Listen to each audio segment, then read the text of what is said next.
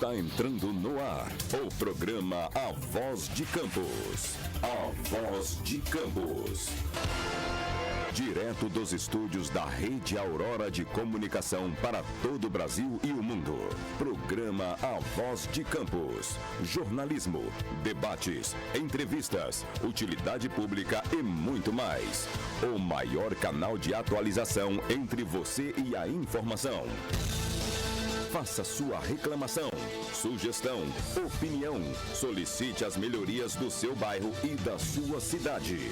Está no ar o programa A Voz de Campos, feito com interatividade. E você é a prioridade. Já deu tudo certo.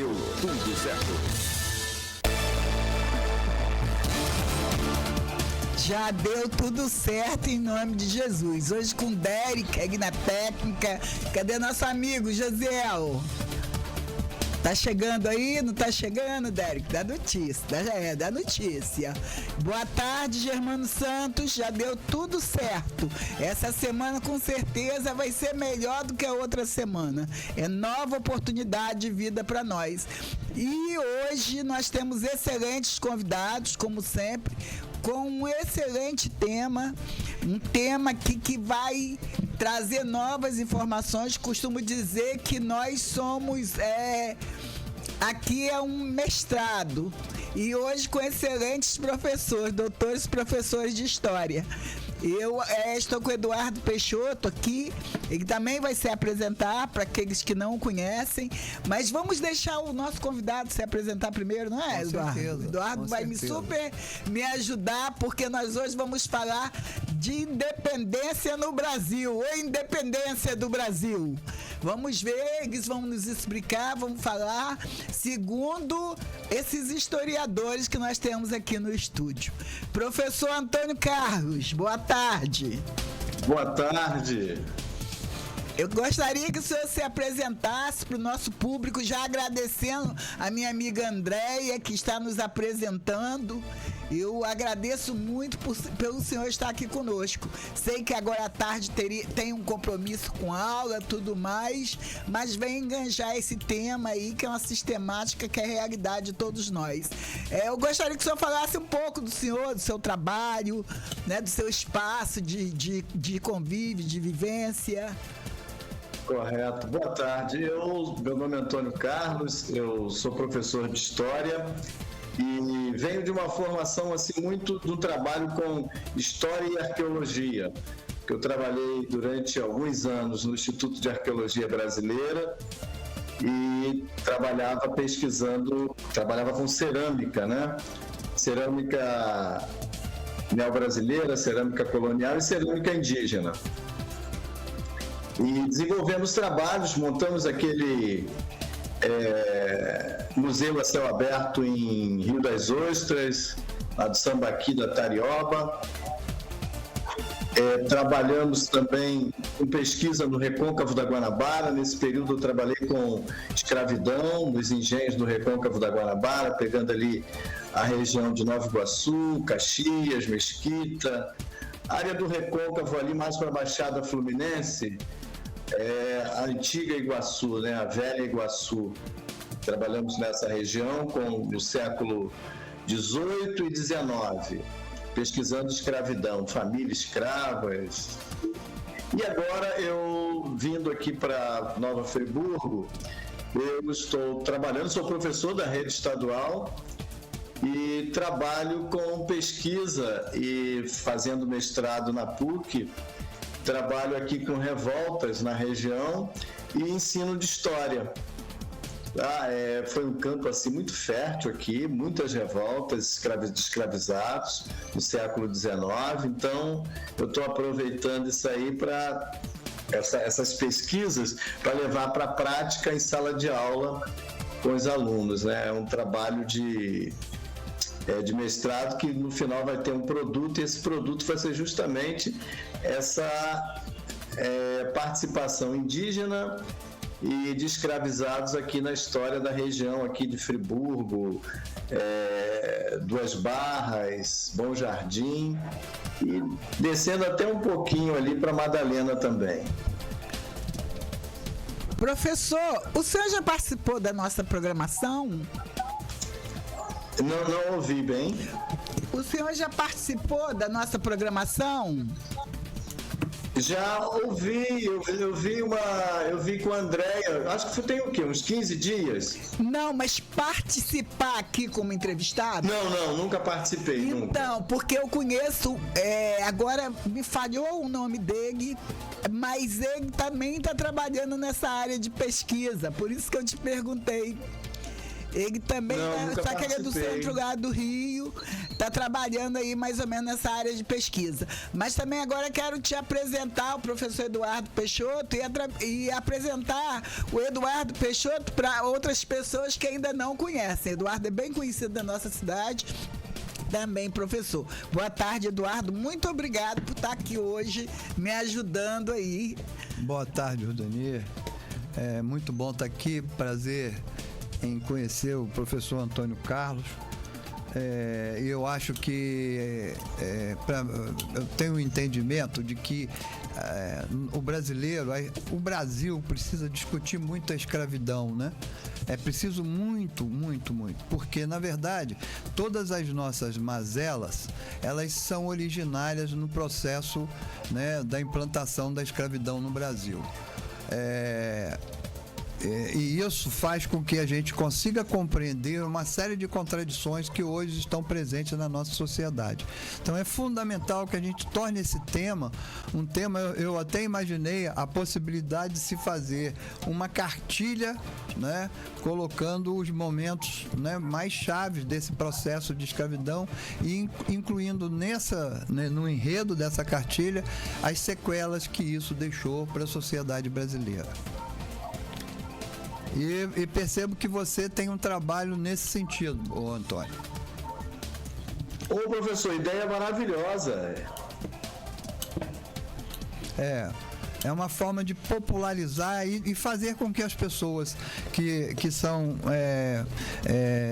brasileiros, seja ele pretos, seja ele brancos, e não importa, que tenha um conhecimento do que esse processo, né, a escravidão enquanto um processo de poder e de submissão, de imposição da submissão na sociedade, as sequelas que isso deixou.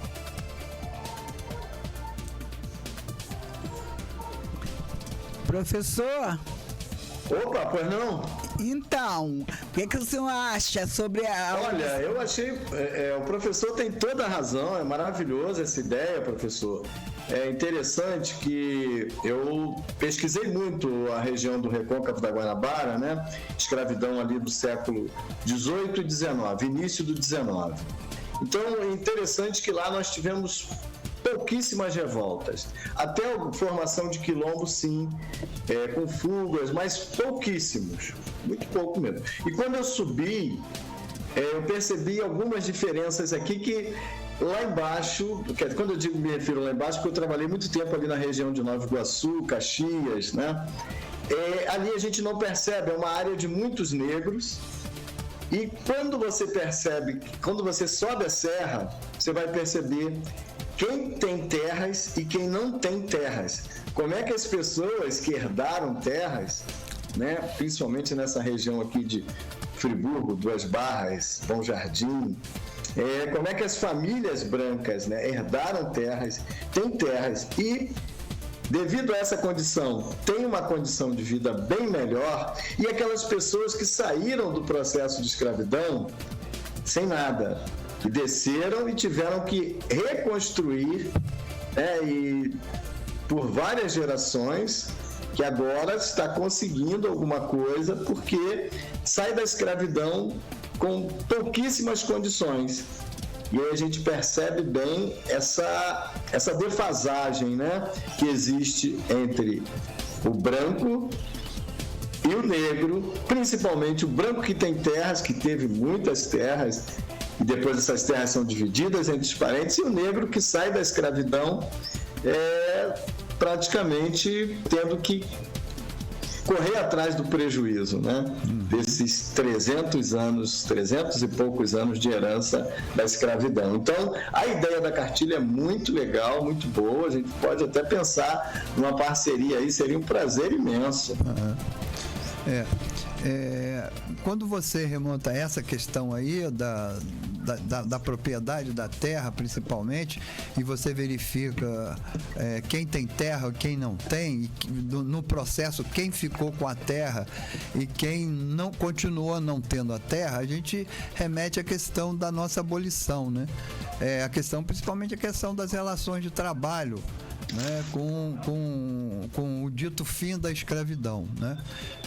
Isso é uma coisa muito séria, é uma coisa que a gente tem que, sabe, o brasileiro precisa compreender esse processo. Quer dizer, mais uma vez, num momento importante da nossa história, nós conseguimos fazer um acordo que passa por cima através dos interesses da elite, né? A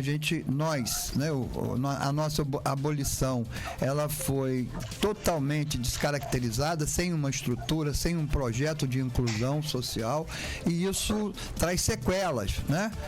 E hoje a gente vive essa coisa da desregulamentação das relações de trabalho, e isso nos remete um pouco, né, ou muito, a retornar à escravidão, para entender principalmente esse processo. Entre aspas, liberta, porém não dá nenhuma condição de sobrevivência, não se cria um projeto de incorporação econômica e social desse segmento tão importante na construção do nosso país, né? Isso me remonta a essa questão, né, que é uma questão séria e que repercute até hoje nas relações que se estabelecem na nossa sociedade. Verdade, professor. As elites brasileiras, ela nunca nos deu uma condição, né? Nunca deu uma brecha para que pudéssemos ter algo melhor. As elites não abrem mão, infelizmente, elas nunca abriram mão de perder um milímetro sequer. Eles estão sempre ganhando, querendo ganhar e ganhar cada vez mais. E nesse processo que o senhor acabou de explicar em relação à escravidão, né? O processo da escravidão, os negros saíram numa desvantagem muito grande. E essa desvantagem, ela repercute hoje em toda a nossa sociedade. Você percebe quando no processo mesmo de favelização, apesar de nós termos conseguido chegarmos a um certo patamar, mesmo assim, ontem mesmo eu estava vendo uma reportagem aqui no Rio, no Hospital de Duque de Caxias, uma mulher negra teve um filho, casada, mora na favela do Lixão, e a criança foi retirada da família e por alegação de que a família não teria condições de criar essa criança. E os familiares são realmente pobres, mas tinha uma família pobre.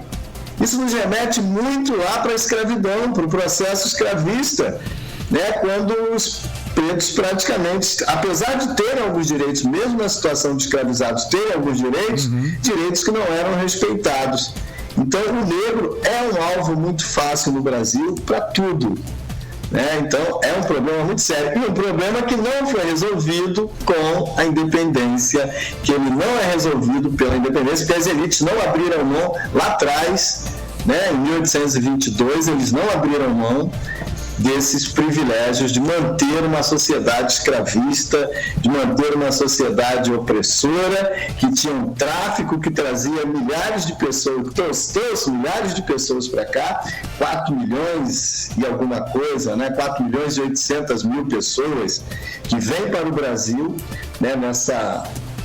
Nesse tráfico, e chegando aqui, viver em condição de escravizados, né, por várias gerações. Então, isso deixou sequelas gravíssimas, né, que essa elite não abre mão, ainda hoje não abre mão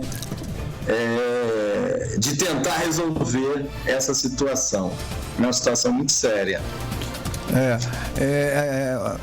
Fica muito claro para a gente que quando se trata da questão, principalmente da questão da terra, né, ela se torna assim, a terra é como se fosse privilégios, né, fosse um privilégio de que elas herdaram essa terra. Isso me remonta muito ao período da capitania hereditária, né, o próprio nome já deixa um sinal para a gente do que é hoje ainda a questão fundiária no Brasil.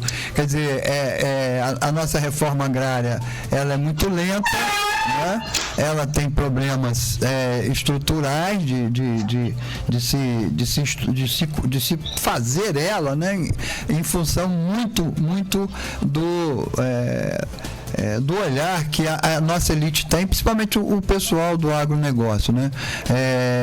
Qualquer manifestação contrária aos seus interesses é tido como rebelião, enfim, isso aí a gente já sabe, e as consequências disso, né? A força militar, muita violência, ainda hoje é tratado dessa maneira, né? Então, isso é uma sequela da nossa sociedade. Veja você, a gente já falou de várias questões da escravidão e da consequência da realidade da nossa sociedade e a consequência, né, disso aí, ou seja, da onde a origem disso, que é a escravidão. Aqui a gente pode levar o dia inteiro, que nós vamos sempre estar associando a uma questão presente na nossa sociedade, polêmica, de perda de direito, de privilégios, que não tem como você não voltar e se remeter à escravidão, né? É impressionante isso. Talvez eu tenho 70 anos, né? Fiz meu curso de licenciatura na UF em Niterói e parece que essa discussão é inesgotável. Eu vou morrer e essa discussão ainda vai ter que ser levada por muitos. Eu acho que não termina não, porque a sequela é muito grande, né? O que ocorreu com a nossa sociedade em função disso é muito complicado. Eu queria saber dos professores aqui sobre a temporaneidade, porque a gente sabe que a escola muitas vezes tem aquela questão empírica, né? Ainda mais nós que eu, no caso, vim de escola pública, se ensina muito aquela decoreba. Eu queria saber da realidade da independência do Brasil. Em que contexto foi? A pressão veio de onde mais? Como é que foi? E sobre esse contexto sociocultural, econômico de lá para cá. A dívida já é desde aquele tempo, Eduardo? Esse tipo de coisa que eu gostaria de saber. Professor, eu já estou aposentado e eu vou deixar para o professor falar um pouco sobre isso aí. Então, os livros didáticos, né?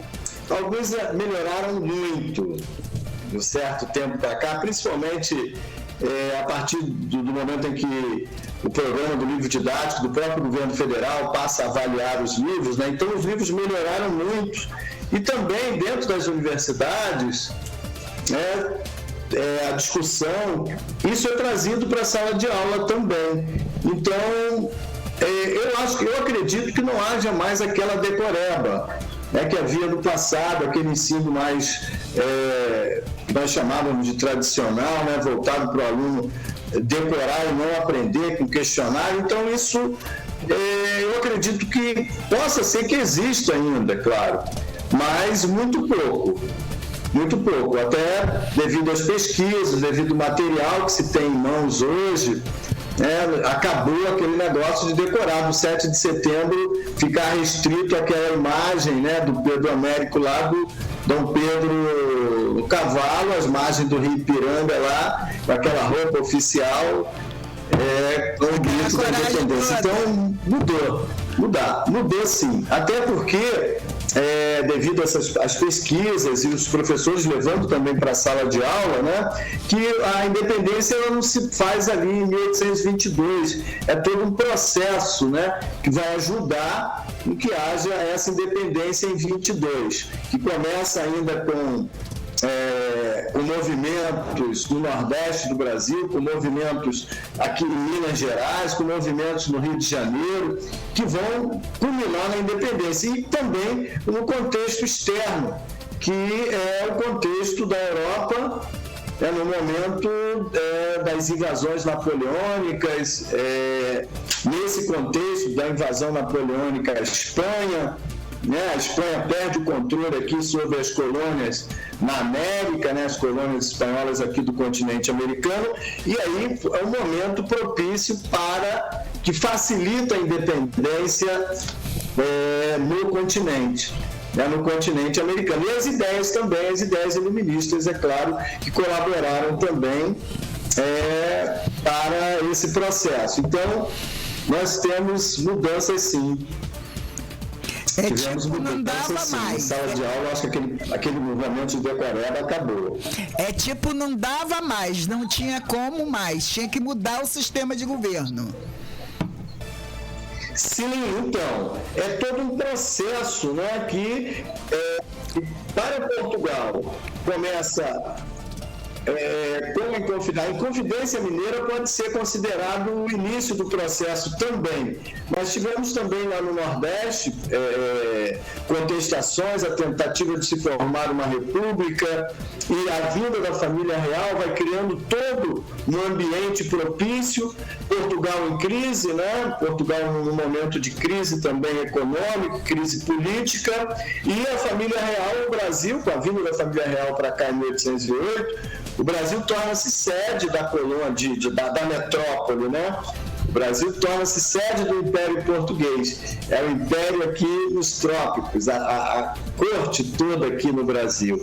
Então, todo esse processo, e depois também culmina com a elevação do Brasil à categoria de Reino Unido, a Portugal e Algarves, nesse momento aí já deixa de ser colônia, E esse processo vai se ampliando com os movimentos de independência da América Espanhola, com Simão Bolívar e outros nesse processo. Aqui no Brasil, é claro que o Brasil também vai ser forçado, mas eu acho que Portugal aí foi muito sábio, a corte portuguesa foi sábia quando Dom João volta por necessidade, por questões políticas, ele tem que voltar para Portugal. Portugal está vivendo uma crise política e econômica, ele tem que voltar para Portugal, e nesse retorno dele, ele deixa aqui estrategicamente o filho, que antes foi até questionado que ele deveria ter voltado também, antes mesmo de Dom João voltar, mas Dom João volta, ele fica, e aí ele vai ser pressionado, sim.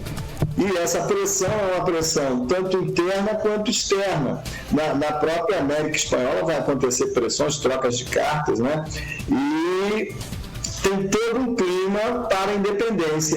E se ele não faz essa independência, eu acho interessante que a gente sempre pensa nisso, nessa questão, é o Brasil não ter se fragmentado conforme ocorreu na América Espanhola. Aí alguns acreditam que essa fragmentação, ou seja, não aconteceram independências nas outras colônias portuguesas, As outras colônias que eu me refiro seriam as outros, por exemplo, do Pará, o Grão-Pará. O Grão-Pará poderia ter se separado, porque o Grão-Pará respondia direto a Portugal. Durante um bom tempo ele respondia direto a Portugal, Então ele poderia ter feito uma independência lá separada.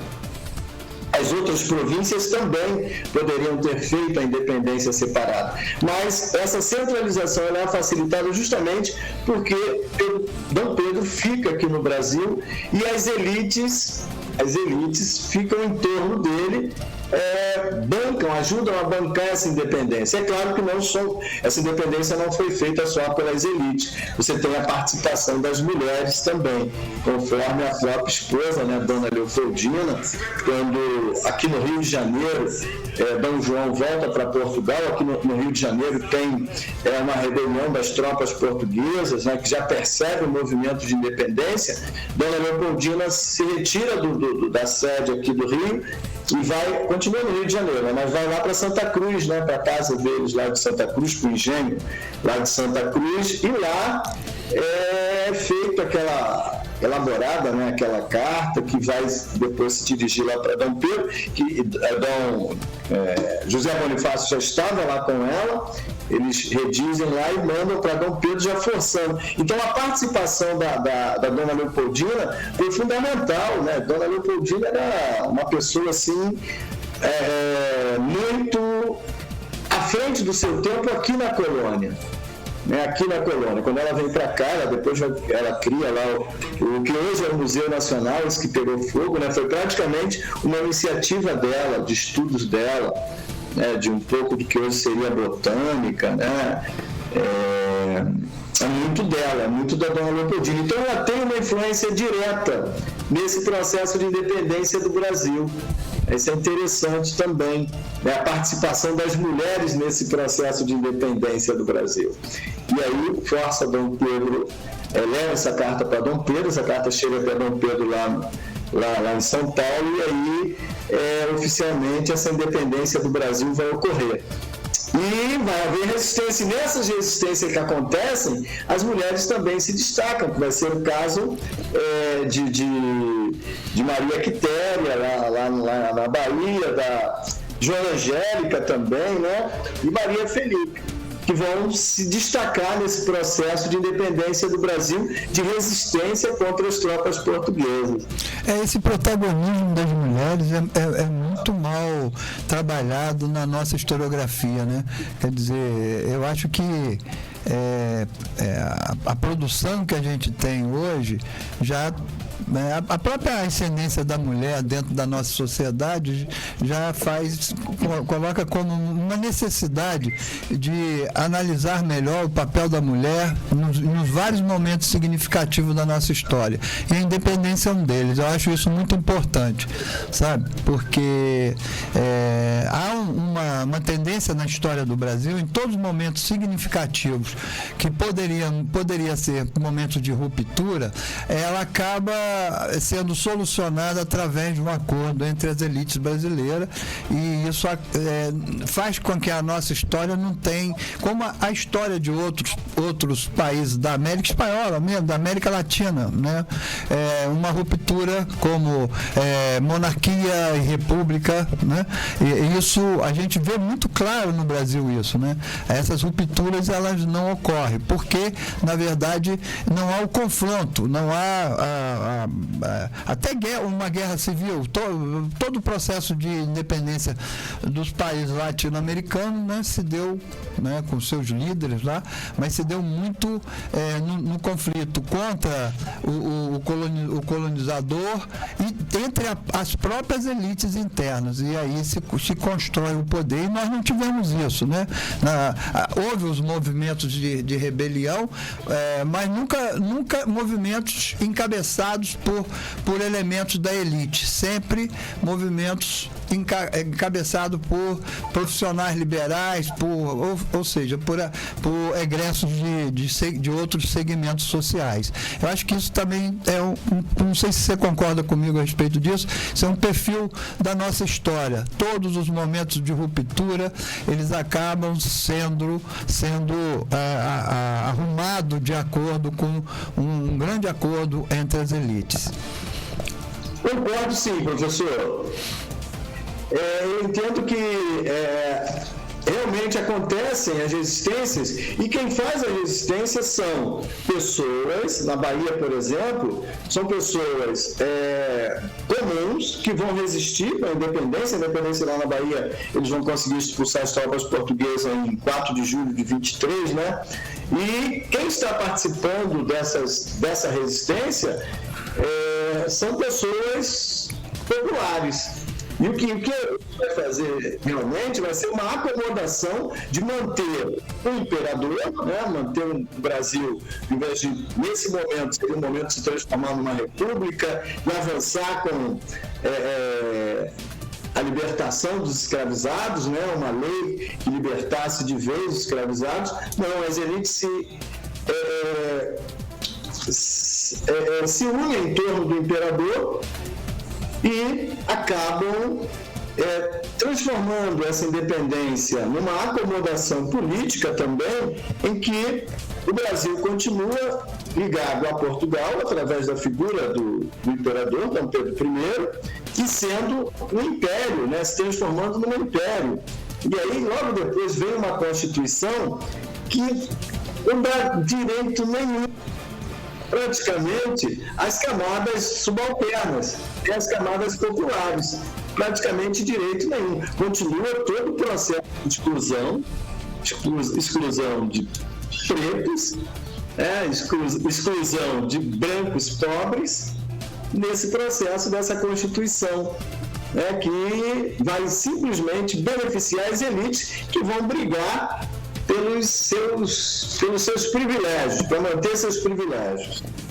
O senhor concorda? Concordo plenamente. Eu acho que isso é muito claro na nossa história, principalmente nesse momento, né?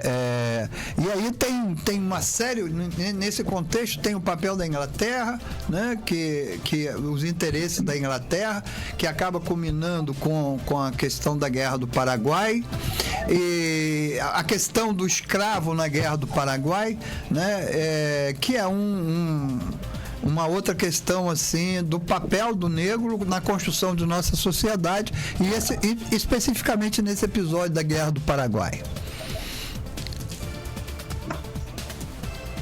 Alô, professor, não ouvi esse finalzinho. Não, eu me remeti, né, à questão da Guerra do Paraguai, né, os interesses ingleses e o papel do Brasil, né, na relação com a Inglaterra, e o início da Guerra do Paraguai como um processo dentro desse contexto, né, que também acaba mexendo com a escravidão, né? Quer dizer, é verdade. Inclusive nesse momento, né, que nesse contexto aí acontece a independência, né? Aí 24 vem a Constituição, e nesse período muito curto, de 24 a 30 praticamente, vai ser esse primeiro reinado, um primeiro reinado confuso, conturbado, né, que Dom Pedro erra de forma muito confusa. E acabando esse primeiro reinado com Dom Pedro indo para Portugal após a morte do pai dele, né, começando aquele período regencial ali, que poderiam também acontecer mudanças, vão acontecer muitas revoltas nas províncias, né, justamente porque por insatisfação e por opressão também. Revoltas, a cabanagem, né, a balaiada que foi uma revolta hiperpopular, né, os balaios populares, descendentes de escravizados, que se rebelam, e essas revoltas são totalmente massacradas, né? E quem vai ganhar os méritos aí vai ser justamente o Duque de Caxias, que vai ser homenageado com várias cidades com o nome dele, né? Por ter provocado vários massacres. O massacre dos balaios foi assim uma coisa tenebrosa, né? E nesse período é interessante que a própria Inglaterra também vai decretar leis proibindo o tráfico, essas leis que proíbem o tráfico negreiro, e vai começar a pressionar o Brasil. E o Brasil pressionado, é interessante que pressionado, né, aí cria-se uma lei que proíbe o tráfico. Essa lei ainda não é de 1850. Essa lei que proíbe o tráfico vai permitir que as pessoas venham e os negros começam a entrar na justiça, aqueles que vêm começam a entrar na justiça e pedir o retorno para a África, né? Alguns vão até ganhar na justiça e continuar livre aqui no Brasil, numa situação que era uma liberdade estranha, que você teria que ficaria livre, mas serviria na casa, ficaria com um tutor, que seria um senhor. Olha só como é que as leis vão sendo feitas, porque os senadores e os deputados eram da elite, né? Eram os homens bons. E apesar dessa pressão, apesar de alguns ganharem, alguns que vieram para cá, e após essa lei ser feita, né? Ela a pressão dos ingleses. Mesmo assim, esses caras, esses que ganham na justiça, alguns deles vão ter que conviver nessas fazendas, sendo tutorados pelos senhores, ou seja, numa situação de escravizado, né? Até que em 50, né, acaba o período regencial, Dom Pedro II, mesmo pequeno, assume lá na década de 40, e desse segundo reinado, também que poderia ter mudado, não vai mudar nada, né? Vem a lei que proíbe de vez, né, o tráfico de escravizados, a lei de 1850, proíbe, mas vai continuar o tráfico clandestino vai continuar, e nessa guerra, na Guerra do Paraguai, que os negros irão participar, que irão participar com promessas de liberdade, né? E vão lá participar do massacre no Paraguai também. É interessante que alguns negros se destacam, né? Inclusive aqui em Friburgo tem uma homenagem aqui ao Marcílio Dias, que se destaca como herói negro, que perdeu a vida lá na batalha, né? E é homenageado com uma praça, aqui em vários outros lugares do Brasil é homenageado, mas aí você percebe uma coisa interessante para tocar nesse assunto, lembrando aqui João Cândido. Por outro lado, aquele cara que se rebelou contra os maus tratos da Marinha, né, o João Cândido, em 10, ele vai ser totalmente negligenciado, esquecido e sofre os castigos da Marinha, né? Ou seja, quem se rebela contra esse poder sofre o peso desse Estado hiper-racista, né? Que mantém essa estrutura. Né? Já na República, João Cândido sofreu esse castigo, né, de se rebelar contra um Estado racista. Eu trabalhava muito assim, tem aquela hora que você tem que parar e ser criativo na sala de aula. Então eu trabalhava com aquele quadro sobre a independência e aquela pompa toda de Dom Pedro e os seus cavaleiros e tal. Aí eu tinha um professor, Ilmar Roloff, ele é da UF, ele é um cara, um grande conhecedor da história do Brasil. Ele dizia o seguinte: olha, nesse quadro, você está vendo aquele senhor lá apavorado, olhando sem saber o que é o povo brasileiro que não sabia o que era aquilo, não sabia o que estava acontecendo, para ele era uma parada, era qualquer coisa. Ou seja, tentando mostrar que a participação popular no nosso processo de independência, ela praticamente não existiu, né?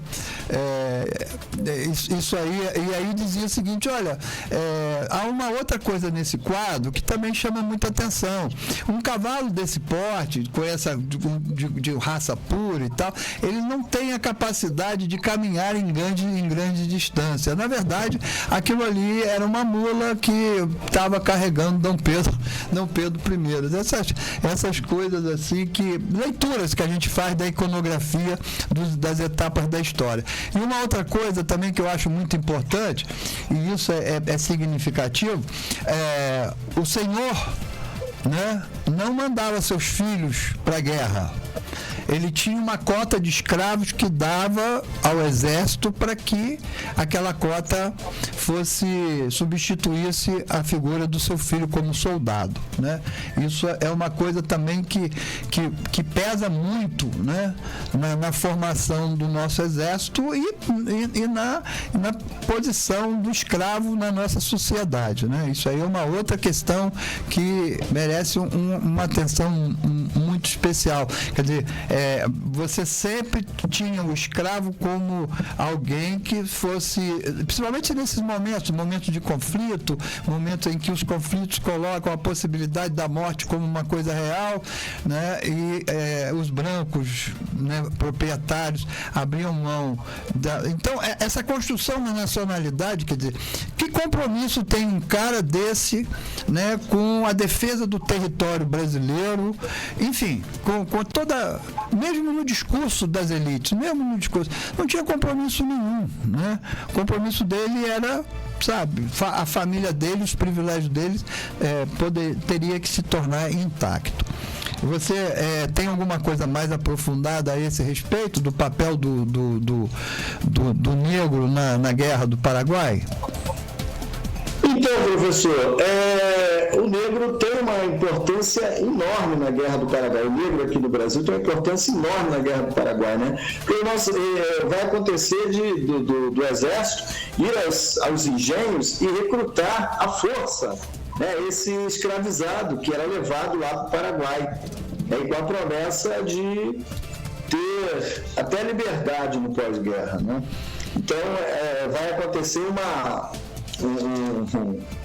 uma captura compulsória que vai levar esse pessoal, né, para essa guerra, que foi uma guerra tenebrosa, principalmente para os paraguaios, né? Foi algo assim tenebroso, de um massacre praticamente, e uma guerra que você não tinha nem prisioneiros, era chegar e destruir para não trazer prisioneiros mesmo. Então teve uma participação muito grande, sim, dos negros nessa guerra, e negros escravizados principalmente, né, nessa guerra. Agora, o senhor falou algo aqui que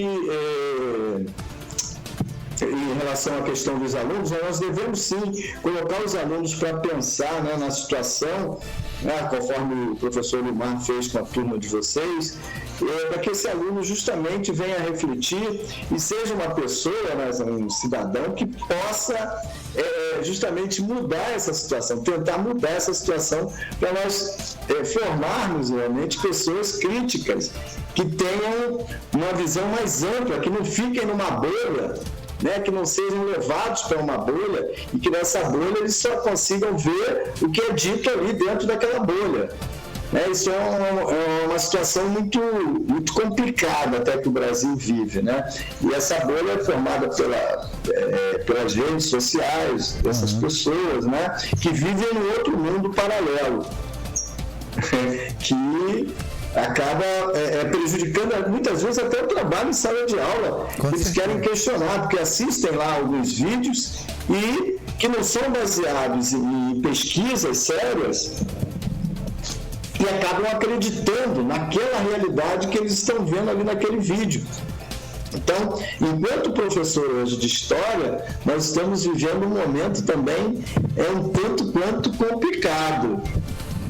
E temos que nos preparar cada vez mais para encarar essa sala de aula e mudar essa realidade, ajudar a mudar essa realidade. É verdade. Eu vou dar uma cumprimentada no pessoal que não para de entrar aqui no Instagram. Inclusive o Derek estava aqui falando para mim falar pro pessoal que de Facebook para se transferir pro Instagram por causa da qualidade de imagem hoje do Facebook. Não é isso, Derek? Vai dar uma puxadinha lá para cima. Nós temos esse momento aqui toda semana, nós trabalhamos bastante com a cultura. Eu vi o Pugra entrar aqui no Facebook e eu ia convidar o Pugra para hoje estar aqui com a gente, porque eu sabia que era do interesse dele. Então nós estamos vendo aí que o Fernando e mais uma outra pessoa entrou com ele, a Patrícia Barreto, o João Paulo Fernandes, a Nilza Marins. A Nilza Marins, se eu não me engano, ela é de BH. O Giovanni, o Wilson Camilo Lopes, Saulo Maciel, eu quero agradecer.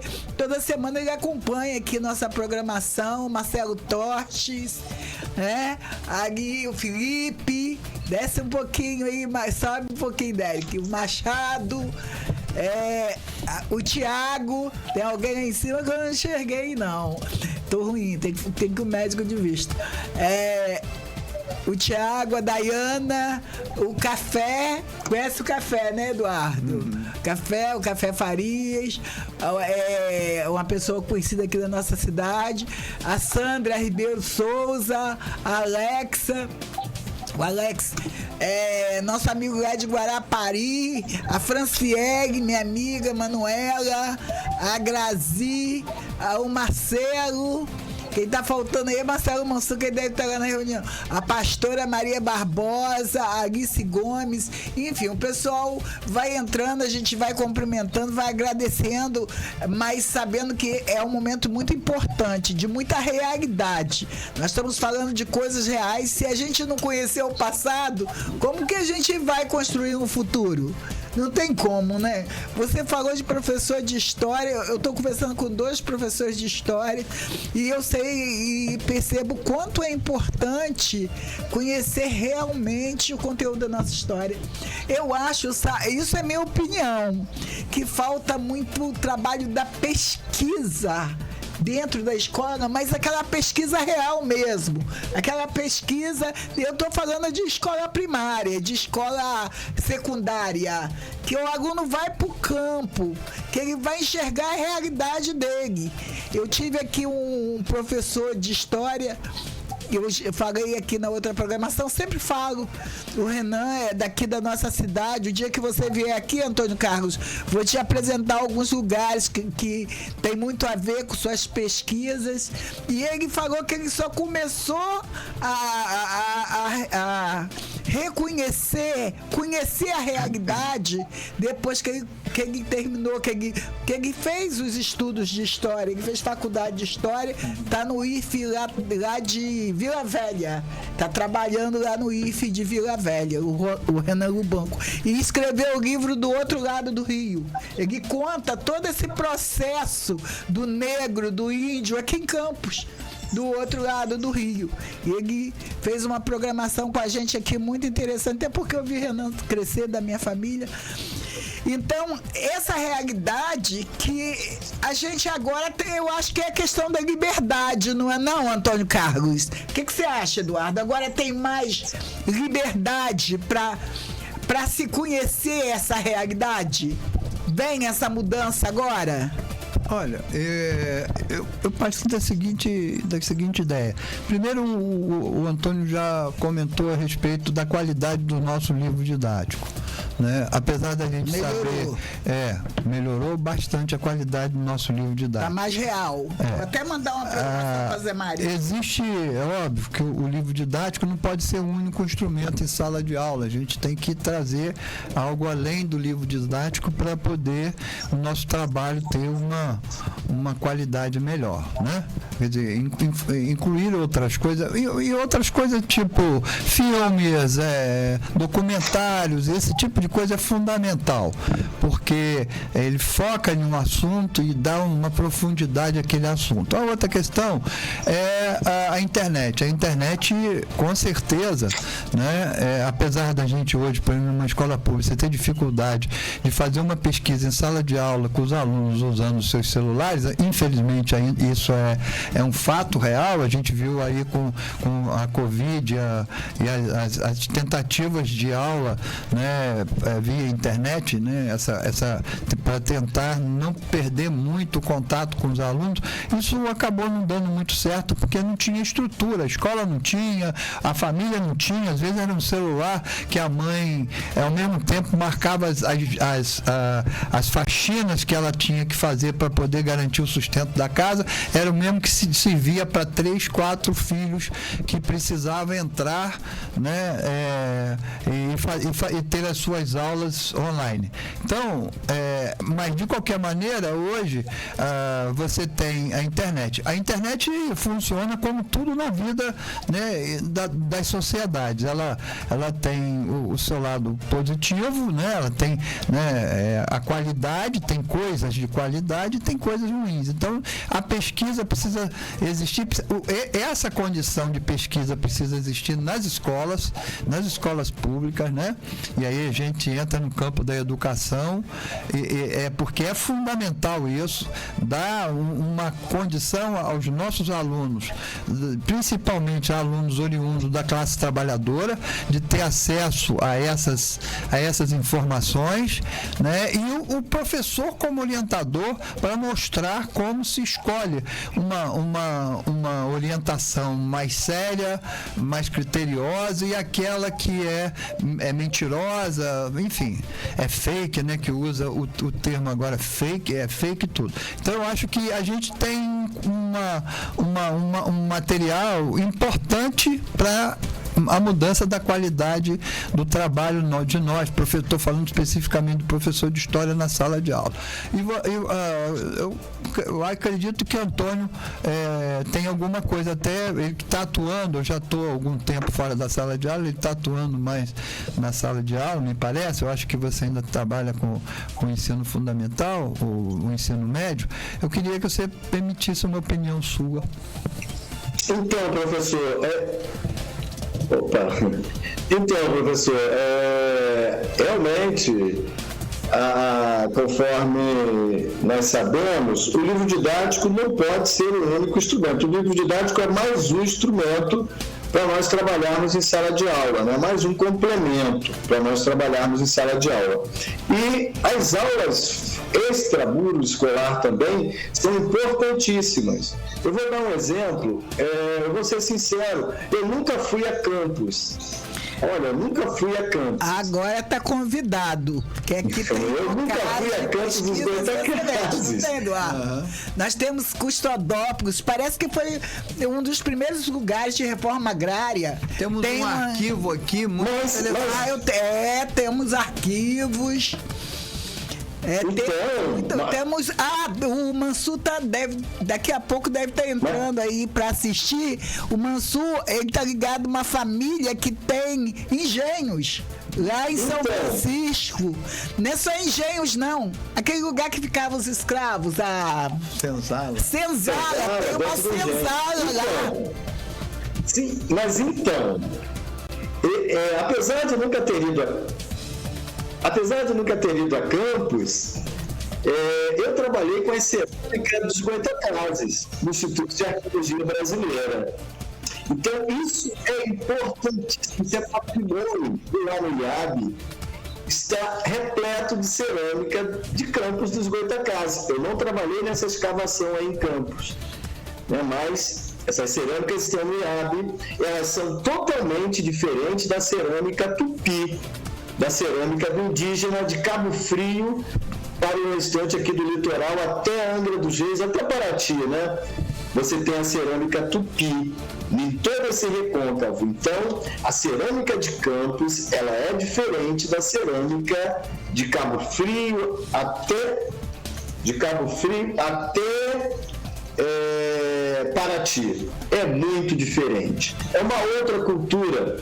Os Goitacazes, então, era uma outra cultura. Então, essa cultura material, mostrar aos alunos essa cultura material, esse patrimônio, já que esse povo não deixou nada escrito, que eles deixaram para o que eles produziram, né, manualmente, e essa cultura também local, é claro que fica alguma coisa de ancestralidade, mas essa cultura material é muito importante os alunos conhecerem.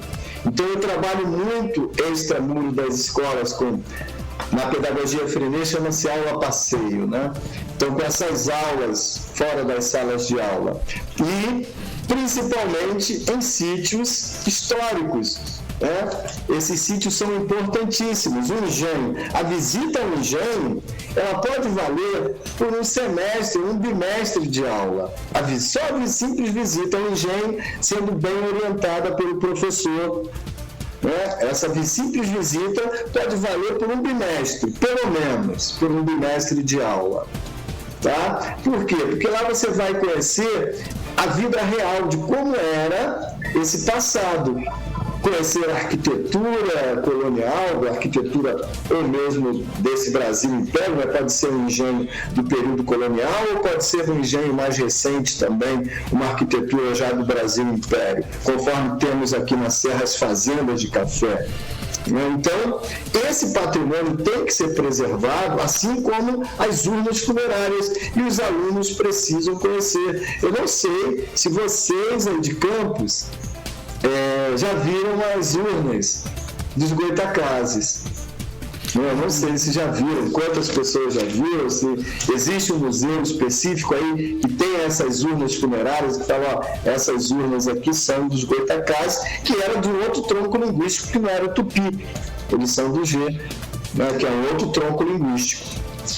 E aqui na Serra, essas cerâmicas estão aparecendo também, de um outro tronco linguístico que não é do tupi. Quando eu digo aqui na Serra, estou me referindo aqui a Madalena, a Duas Barras e Sumidouro.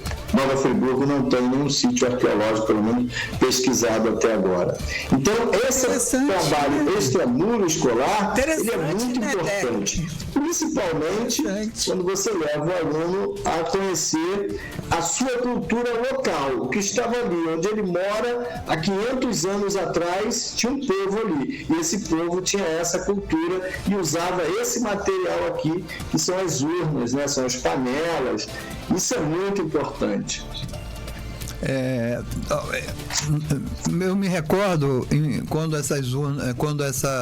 esse campo arqueológico foi descoberto, era no fundo da casa de um amigo de um amigo meu, e a gente teve a oportunidade de ver, né? Porque o pessoal, eu não me lembro o nome da instituição, na verdade não ficou nada aqui, tudo foi levado para... Você falou o nome da instituição aí que eu não me recordo Instituto agora. de Arqueologia Brasileira. Isso, tudo foi levado para lá, mas com um detalhe, cara, ainda tem muita coisa lá. Muita coisa, que talvez por falta de recursos, né, o projeto não, mas ainda existe muita coisa, né? Isso eu tenho certeza. E a gente é aquela coisa, né? Os recursos para determinadas atividades, eles são limitados ou às vezes até retirados, não existe e tal.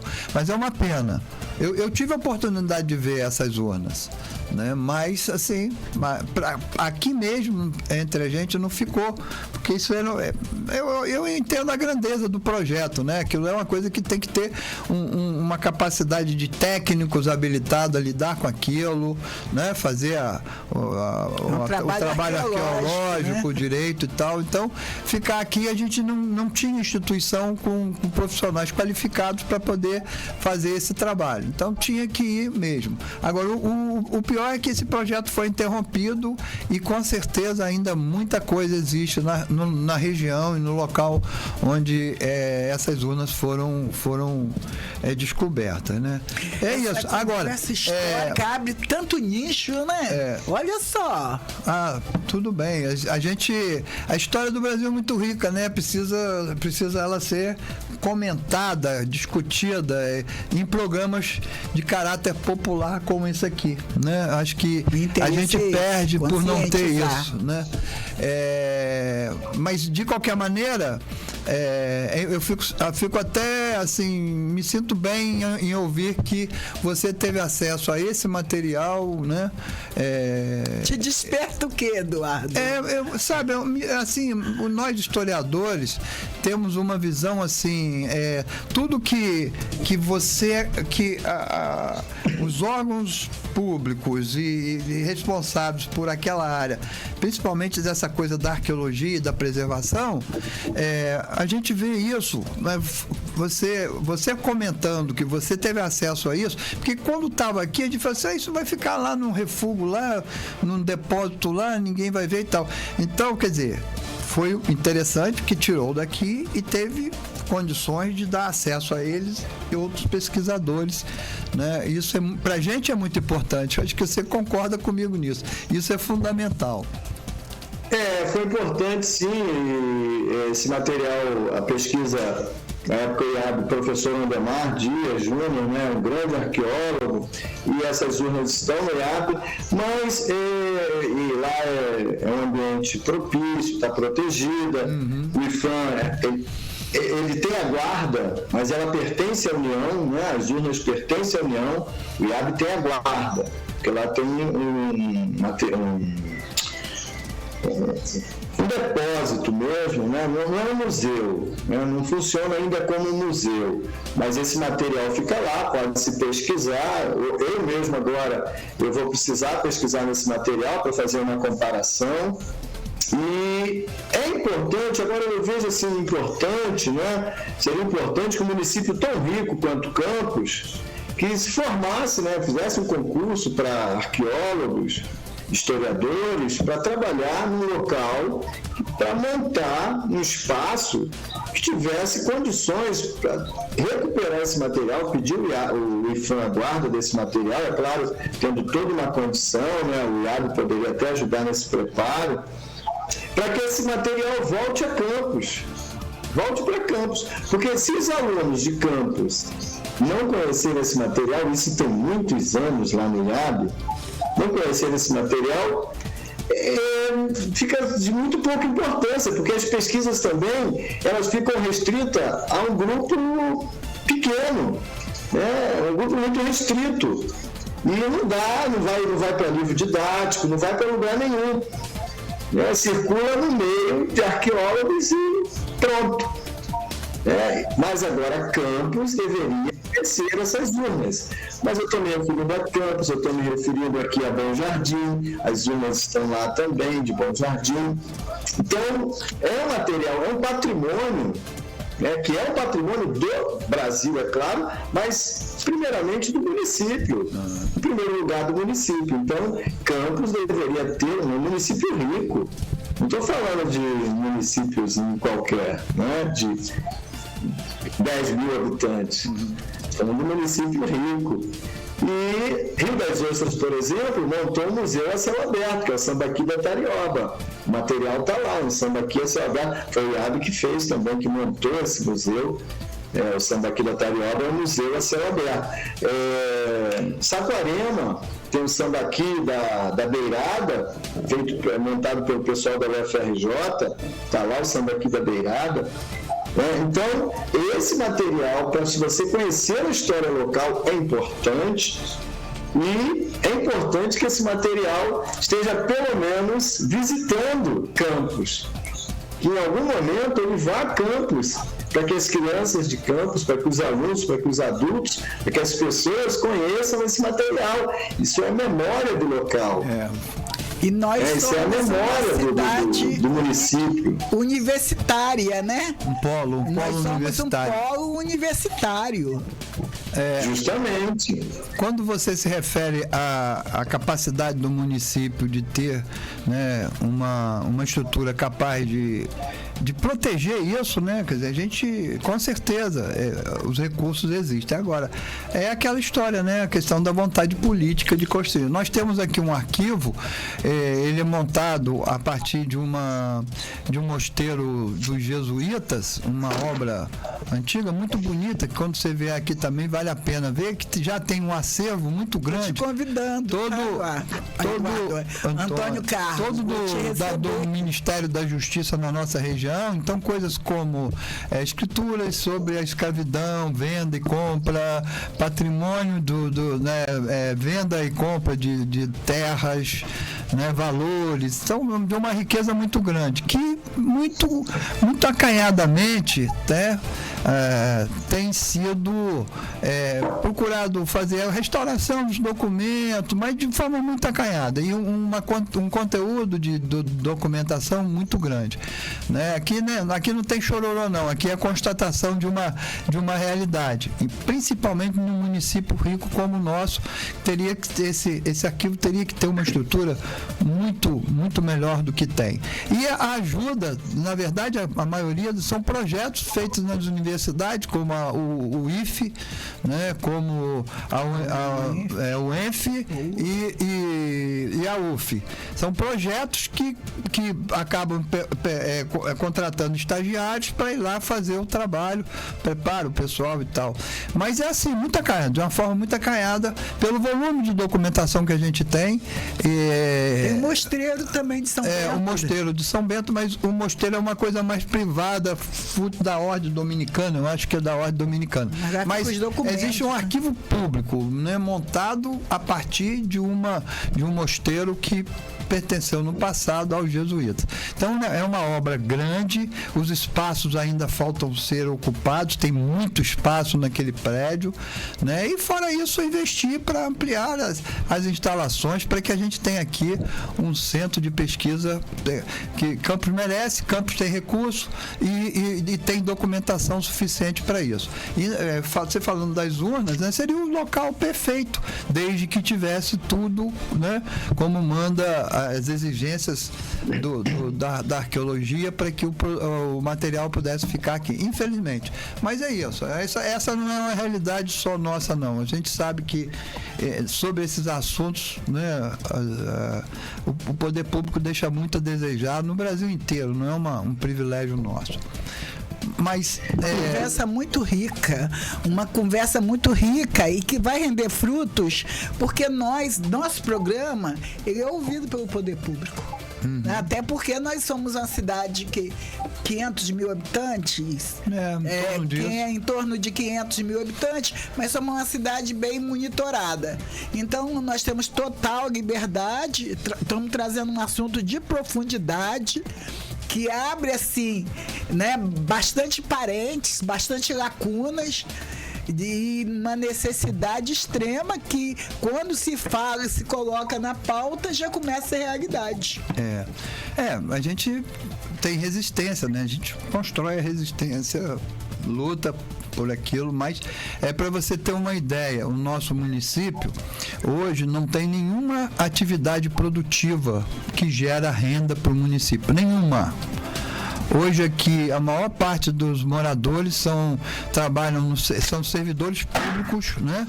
Não concursados na sua maioria, usando o expediente de contratação temporária.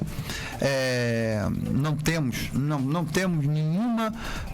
A cana faliu, né? Eu também fico meio admirado disso, porque em outras regiões do Brasil a cana se mecanizou, gerou emprego, enfim, progrediu, né, o processo de produção de cana. Então, é um município muito rico, mas assim, muito rico em função dos royalties, né? Porque não tendo os royalties, nós seremos um grande município paupérrimo, porque o que mantém hoje o município são os royalties.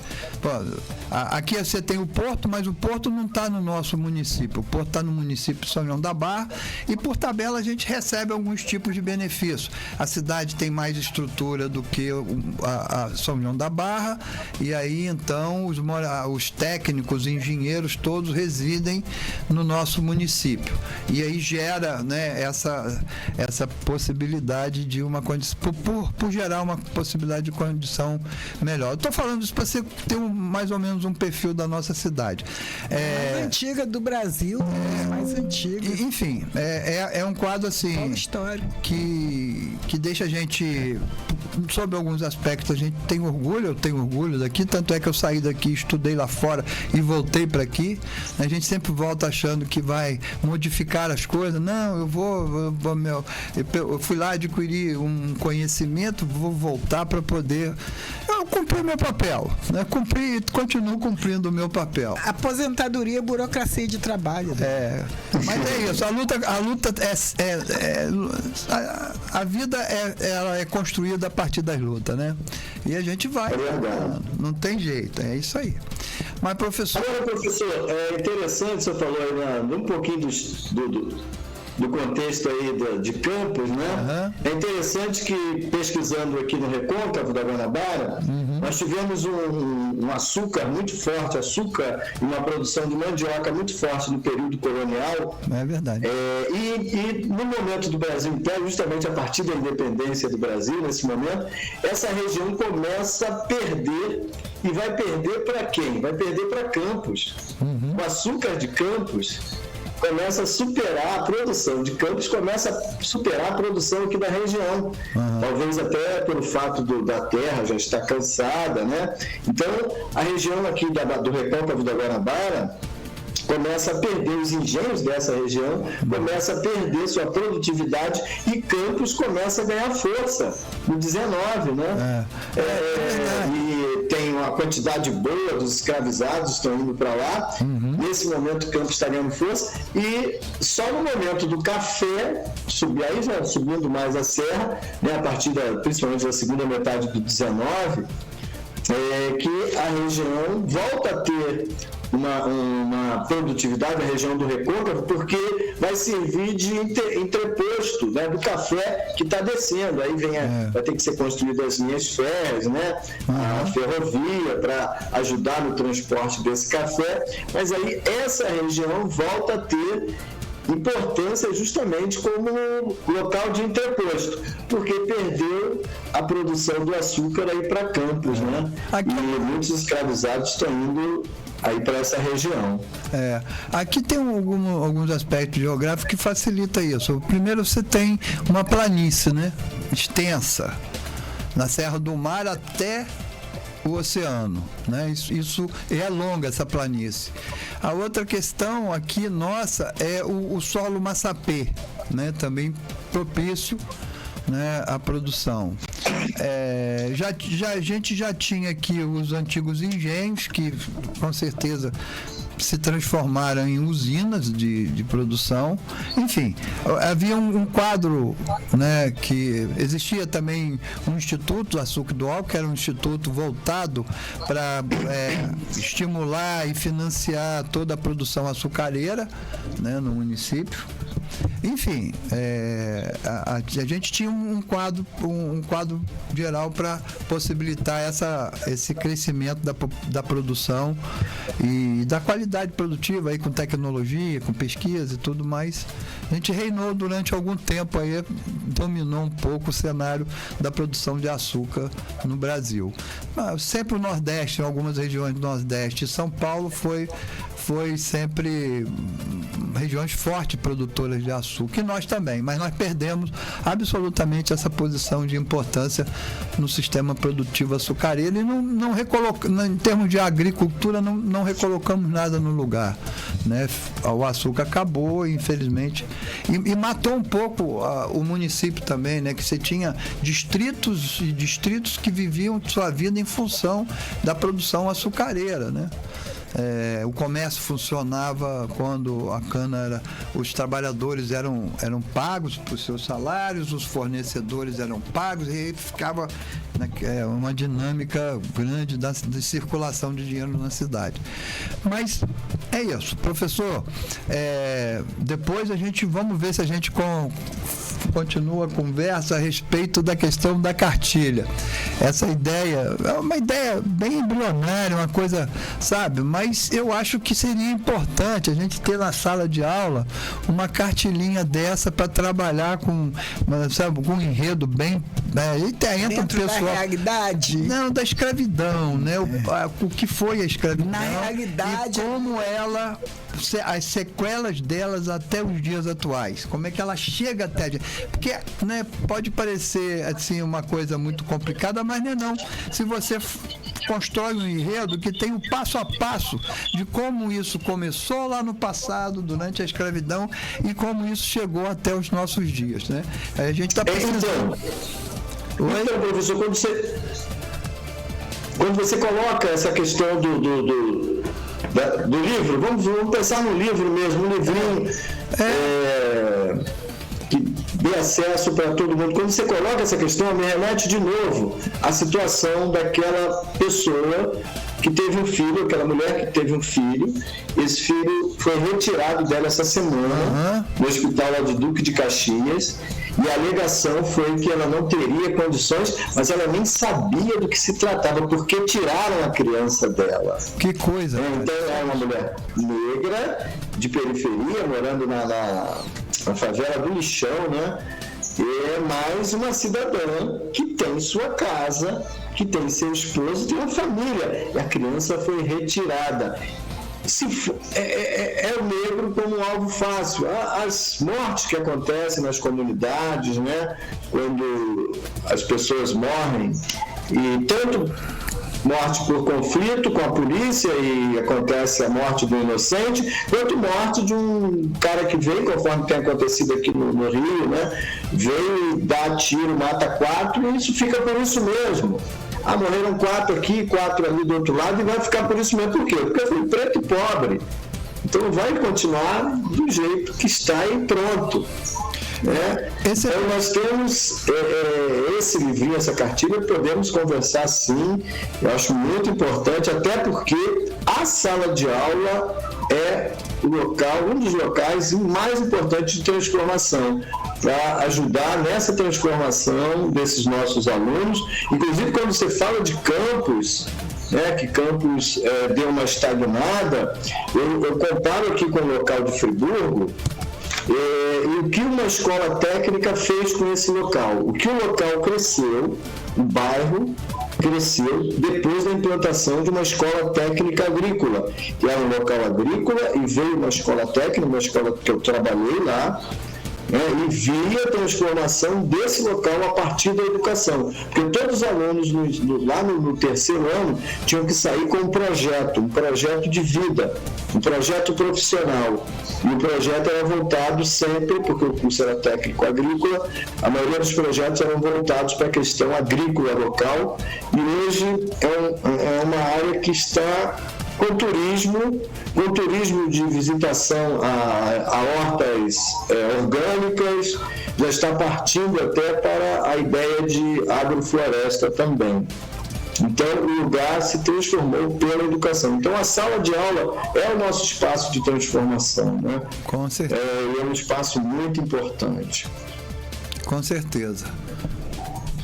Eu fico feliz, mais uma vez eu falo, porque se a gente não conhece o nosso padrão, o nosso processo histórico, como que nós vamos caminhar para frente? Essa sociedade que nós temos aí, que muitas vezes nós estamos questionando o presente, mas não fazemos a anamnese do passado. Nós somos esse contexto histórico, se eu estiver errado, nós temos professores aqui para corrigir, esse contexto histórico tão debilitado que a gente vive, eu sempre penso muito no livro Cortiço. Eu vejo muito a realidade ali, nossa, social, através do livro Cortiço, que vai falando aí da deformidade da formação, principalmente dentro do Rio de Janeiro. Eu conheço aí essa comunidade do Lixão, de Caxias, não é isso? Isso mesmo. Porque eu lido com muitas pessoas de alguns lugares fora. E um dia eu estava falando com uma pessoa da igreja, eu sou religiosa, e aí eu não conhecia a pessoa direito, era de um dos grupos que eu faço parte de missão. E aí a moça que estava falando comigo, eu vi quando uma criança falava com ela assim: vó, consegui vender uma pipa minha aqui para comprar um biscoito. Aí eu falei, como é que é? Ela falou assim, não, porque a gente tá 2 dias, biscoito e água, porque não tem nada aqui dentro de casa. Ela não me ligou para pedir nada, eu nem me lembro o que era. Eu sei, o meu telefone tocou errado, alguma coisa assim. E aí a gente vê que existe esse tipo de coisa. Porque ela não me ligou para pedir nada, a criança chegou perto dela e eu ouvi. Ela estava conversando no telefone. Ela falou assim, não. Aí vem toda aquela história, né? Que meu filho tá preso, que eu tô com meus netos, que eu tô. É todo aquele padrão histórico. Mas aí a gente traz essa pessoa pro nosso contexto, como a gente traz aquele garoto preto que tá lá na cadeia há não sei quantos anos, por uma associação ao tráfico, ou por que quer que seja. E a gente vai ver que vem desse contexto aí. Nesse contexto lento de mudança da questão da educação, porque a educação, pelo que eu sei, sempre foi, né, difícil. Agora a gente está chegando nesse tempo aí de discutir pesquisa, de discutir necessidade de museu, de discutir o processo arqueológico, de discutir necessidade dos institutos para manter essas situações. Mas tudo isso que a gente vive, até a questão política mesmo, do dia a dia, é resultado desse padrão aí de escravos que foram para a guerra para ter a liberdade. Porque, pelo que eu entendi aí, né, de tudo que a gente vem falando, tinha independência, teve independência no Brasil, mas tinha escravidão, não é isso? Então, justamente, a independência não era independência social, É o que era uma independência territorial, apenas. É isso que eu quero entender. Era apenas territorial. Porque essa independência... muita história da independência. Romantizou, ficou bonito, tem as marchas. Eu até ouso falar que tem as marchas. Eu espero o ano que vem, então, a gente ter, né, mais do que isso. Ter aí os arqueólogos e tudo mais. Então, o Brasil independente, né? Aí você tocou no ponto aí muito importante, que é a educação. Brasil independente, como funciona essa educação? Uma educação que até então era muito nas mãos dos jesuítas, né? Das instituições católicas, lá do Brasil colonial. Que limitavam, tá? Né? As crenças vêm para isso. E aí, a partir da independência, o que nós vamos ter de escola para as crianças aqui no Brasil? Nós vamos ter no Rio de Janeiro aqui o Pedro II, vai ser criado o Pedro II, pelo próprio imperador, né? Cria o Colégio Pedro II, mas ele vai atender a quem? Ele não vai atender a população pobre e preta ou branca pobre. Vai atender as elites. Os filhos das elites não estudaram no Pedro II. Ou seja, já começa uma exclusão pela educação, onde deveria ser ampliada. Então, essa educação do Pedro II, ela vai ser, vem até a segunda metade aí do século XX, sendo o principal órgão da educação. A partir do século XX entram as escolas católicas, se ampliam as escolas católicas, que não vão atender também a população pobre. A população preta e pobre vai continuar iletrada, ou seja, analfabeta. A população preta e pobre vai continuar sem saber ler. E aí nós vamos ter a universalização do ensino, já agora, final do 20, início do século XXI, a universalização do ensino. Nesse processo de universalização do ensino, houve universalizas, aquele ensino que era muito elitizado, que entravam poucos alunos chegavam a frequentar o que hoje nós chamamos de ensino médio. E nós só vamos conseguir uma independência de fato a partir do momento que tivermos uma educação de qualidade, educação pública de qualidade no Brasil. E no momento que eles universalizaram, ou seja, colocaram a educação para o povo pobre, eles fizeram questão de tentar tirar a qualidade. Por quê? Porque eles universalizam, ou seja, ampliam, é obrigatório todas as crianças estarem na escola, mas em compensação, essas escolas muitas vezes não vão ter condições de ensino ou não vão ter professor.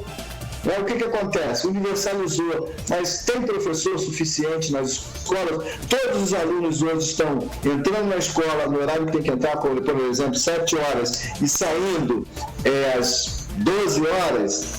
Não, porque não tem o professor de matemática, porque não tem o professor de história, porque não tem o professor de geografia. Universalizou, como universalizou? Ou seja, ampliou-se para todos, para pobre, então a gente pode fazer, eu estou me referindo aos governantes, então eles podem fazer de qualquer jeito. Ou seja, vamos manter uma qualidade muito baixa, vamos pagar pouco aos professores e para todos os filhos da elite vão estudar onde? Nas escolas boas. Aí o que vai acontecer? Poucos conseguiam entrar nas universidades. Aí vem as cotas, aí o pessoal começa a reclamar das cotas. Aí você tem que voltar lá no processo histórico para ver o que aconteceu com esse povo no pós-independência. Brasil, não é mais Portugal, 1822, é Brasil, é uma nova nação. Essa nova nação vai começar a excluir quando se cria, vamos pensar que nação vai ser essa. Aí você coloca nos romances, os romancistas do século XIX começam a colocar o branco e o negro. A nossa formação é a partir do índio e do branco. E aí já excluiu o negro. Aí coloca lá a formação a partir do índio. Isso nos romances você vai percebendo essa ideia de nação. Que nação é essa? E essa independência vai oficializando tudo isso, Ou seja, esse processo de independência não vai discutir essas questões. Não, nós temos um negro nessa formação. E pior, estamos discutindo proclamação da República, mas virá a proclamação da República e a partir daí os eugenistas, eles vão começar a pensar o seguinte: o negro é um ser inferior, temos que trazer brancos da Europa para cá para clarear essa população, senão esse país não vai dar certo. E aí começam a trazer pessoas da Europa para cá, para justamente tentar clarear esse país num processo de exclusão quase total. Babilônia. Mistura de cultural para avançar. E é quase... Mas essa questão, para mim, é fundamental, sabe, Antônio? Essa questão é fundamental. É porque a gente vive numa cidade muito conservadora, que a ideia do embranquecimento ainda está presente na cabeça dos nossos munícipes aqui, entendeu? Por incrível que pareça, né? É impressionante isso. Isso é uma coisa tão arraigada profundamente na cultura do Brasil. Isso, diga-se de passagem, não é só aqui não. Mas aqui é um foco de conservadorismo. Você tem uma ideia, Campos até bem pouco tempo era o foco, um dos centros mundiais da tradição, família e propriedade. Você tem uma ideia, um dos grandes centros mundiais onde você tinha um núcleo altamente organizado e atuando na publicação e na continuidade dessa forma de olhar o mundo, entendeu? Então, esse processo de construção, né? Quer dizer, constrói-se uma nação em que é preciso trazer o branco para clarear a sociedade, para que ela possa ser mais próspera, mais inteligente, mas chega a ser até irônico, né? Chega a ser até irônico. Quase, se bobeasse, chegava ao Holocausto. Antônio, eu sempre conto uma história aqui na programação, quando vem o pessoal do processo histórico, que até a esposa de Eduardo, ela sabe um lado da história que eu não sei, né? Da minha família que eu não sei, porque ela é ligada, que meu avô era descendente de líder quilombola. Ele não tinha sobrenome. E aí ele casou com um imigrante, acho que ela era imigrante, a minha avó, que era ligada ao povo dos cartórios, que aí vem ser parente da esposa de Eduardo, que é o pessoal lá da família Carvalho. E aí eu tenho um sobrenome Camilo, que foi dado a ele, porque os negros não tinham sobrenome. Posso aproveitar? Pode, claro, nós estamos... E que importante essa teu relato aí, é muito importante, né? Para a história oral, isso é fundamental. Você tem que resgatar isso aí. Resgatar não, você tem que rever essa questão e procurar esse teu passado aí. Mas você falou a questão do sobrenome, do nome, né? Então, quando o cara era trazido da África para cá, o escravizado, né? Chegava aqui para ser escravizado, vendido, ele chegava aqui e era batizado, né? Ou lá mesmo, já era batizado, ou aqui, e com batismo, depois do tormento de 1 mês ou até 2 meses, dependendo de onde ele está vindo, se for de Moçambique, depois desse tormento todo, e 10% em geral morriam nessa chegada aqui, né? 10% já tinham morrido pelo caminho. 10% desses escravizados que vinham para cá em péssimas condições nesses navios negreiros, chegavam aqui já moribundos, ou alguns já tinham morrido pelo caminho. Então, eles chegavam aqui e, dependendo do porto que saiu, eles recebiam, por exemplo, o nome cristão. Meu nome é Antônio, mas saiu do porto de Angola, Antônio Angola. Então não era um sobrenome, era Antônio Angola, para ter uma referência de onde o cara veio. E aí Antônio Angola veio no navio negreiro com Maria, batizado de Maria, Moçambique, que veio de Moçambique. E aí Antônio Angola e Maria Moçambique se casam aqui, porque os escravizados se casavam, né? Inclusive na igreja também. E aí, desse casal, do Antônio e da Maria Moçambique, nasce um filhinho. Esse filhinho, claro, vai ter sobrenome, vai ser crioulo. Vai ser João Crioulo, porque crioulo é sinônimo de nasceu na terra, né? Tanto que nós tínhamos os indígenas também eram chamados de negros da terra. Aqui vai ser chamado de crioulo. Os filhos de escravizados nascidos no Brasil serão chamados de crioulos. Serão Antônio Crioulo, Pedro Crioulo, porque significa que nasceu no Brasil. Os que vinham de fora eram batizados com o nome cristão e mais o lugar do porto em que saiu, que eles foram vendidos lá na África, né? Então, é por isso que nós, no meu caso também, por exemplo, a minha família, por parte de pai, principalmente, eram sem sobrenomes. Era Agenor, aí depois incluíram o Gomes, né? Rodolfo, lá atrás, meu bisavô, Rodolfo Gomes. Incluíram, mas não tínhamos nem sobrenome. De que forma foi incluído? Aí, interessante isso, quando você vê no interior, as pessoas perguntaram assim, de que família? Aí fala lá o sobrenome, é a família Moura. É da família Moura. Nossos antepassados, fica até difícil de ver a nossa linhagem, né? Justamente por causa desse tráfico. Traz um padrão cultural muito grande, porque o negro, ele traz um histórico cultural muito grande. Das terras que eles vieram, né? Ele é a mistura que faz a diferença do nosso país. A mistura artística, tudo. O sangue do negro é o que faz pulsar a terra. Então, eu costumo dizer para os alunos o seguinte: você conhece o fado? Já viu alguém dançando fado? Tem um fado negro, não. Você já viu alguém dançando a tarantela aqui? Mas você conhece o quê? O samba? Conhece o samba, o jongo. Conheço o samba. Então tu conhece o samba. Então, quem colonizou culturalmente o Brasil foi o negro. Principalmente a região sudeste. Nós ainda temos jongo aqui. Se eu não me engano, ainda temos, da Maria Anitta. A minha mãe, inclusive, morou dentro do quintal dela. Aqui em Campos ainda tem. Minha mãe era clara, meu pai que era negro. Mas ela gostava, assim, acompanhava esse movimento. E agora, recentemente, nós até deixo aí essa lembrança, né? Nós nos despedimos de uma jovem, né? Que é a Lucimara, que tinha um trabalho no Instituto, no IDANF.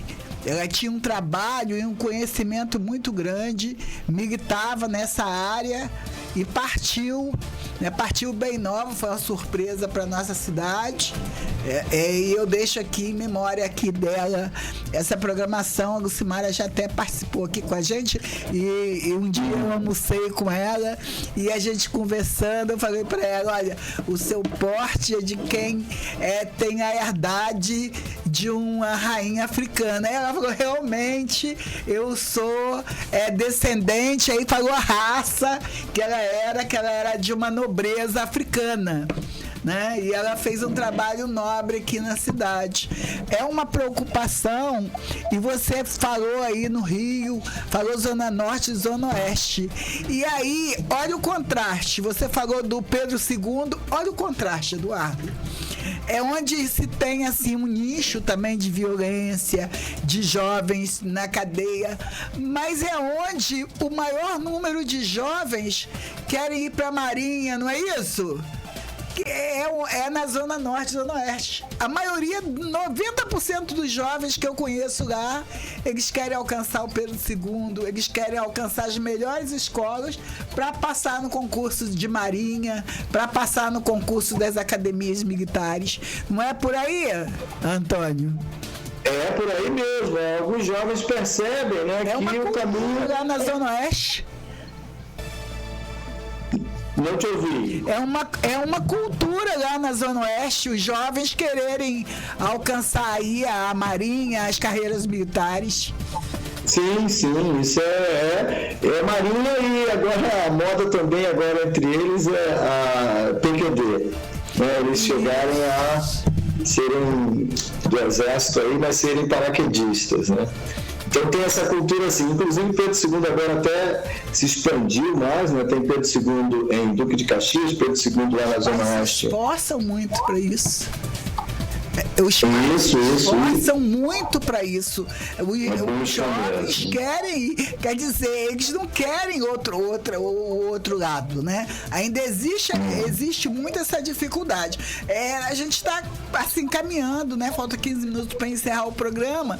E eu queria perguntar a vocês, se vocês dois, sim, com muita verdade, eu sei que vocês estão na verdade. Eu acho até, Eduardo às vezes se intimida um pouco, mas pode ficar à vontade para falar. O Brasil, ele é independente? Ficou independente?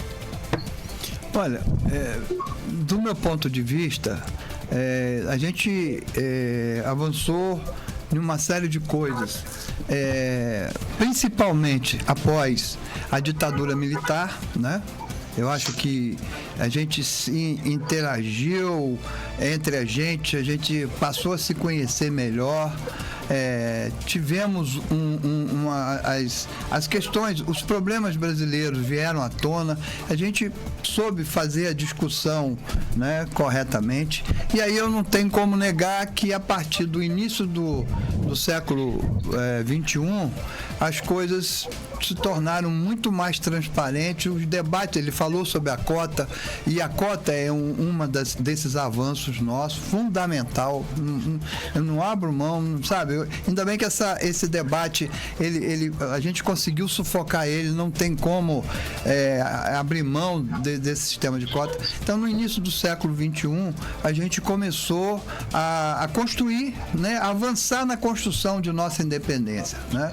Independência interna, dando condições de acesso através das políticas públicas, né, bem direcionada para os excluídos, para aquele setor mais marginalizado. Também avançamos na nossa relação com o mundo, né? Hoje nós somos respeitadíssimo no mundo, né? Quer dizer, o presidente Lula foi capaz de construir isso junto com sua equipe, junto com a vontade do povo brasileiro. Isso não foi só uma questão deles. Eu acho que a nossa independência, ela é uma construção, e a gente, para construir a nossa independência, é preciso que a democracia esteja no centro dessa construção.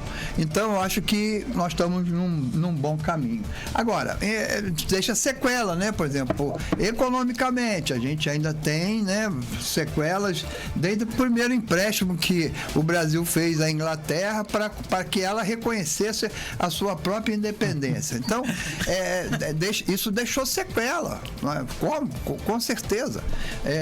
Ainda a questão da nossa relação com o país hegemônico, né, na América e no mundo inteiro, com os Estados Unidos, a gente ainda precisa avançar um pouco mais nisso. Hoje já é bem melhor, né, a nossa postura internacional e uma certa independência dos Estados Unidos. E tecnologicamente, né, nós hoje avançamos bastante. Eu fico imaginando, nós temos grandes cientistas que por vários motivos já deixaram o Brasil e foram praticar o seu conhecimento lá fora, mas estamos resgatando esse pessoal, né? E a coisa mais importante para mim na construção dessa independência o programa do governo federal, que eu esqueci a sigla, mas de novos cientistas. Mandamos os nossos estudantes lá para fora para que eles adquirem conhecimento, tecnologia e estudo e trazer tudo isso para o Brasil. Eu cito sempre esse exemplo. A China fez isso na década de 70 e 80, né? Mandava os seus jovens para fora, para estudar na Inglaterra, na França, até nos Estados Unidos. E olha a consequência disso aí agora, né? A China é hoje uma grande potência, incluiu quase 400 milhões de habitantes na classe média, né? O seu padrão de vida razoável. Então, eu acho que a gente está correto na nossa construção. A gente está construindo e com certeza nós chegaremos lá. Professor Antônio. Professor. Institucionalmente somos sim livres, somos independentes, mas ainda temos uma cabeça muito colonizada. né, do colonizador. Nós fomos colonizados durante muitos anos. Então ainda herdamos o machismo, uma sociedade machista lá do Brasil colônia, daquele Portugal medieval que veio para cá.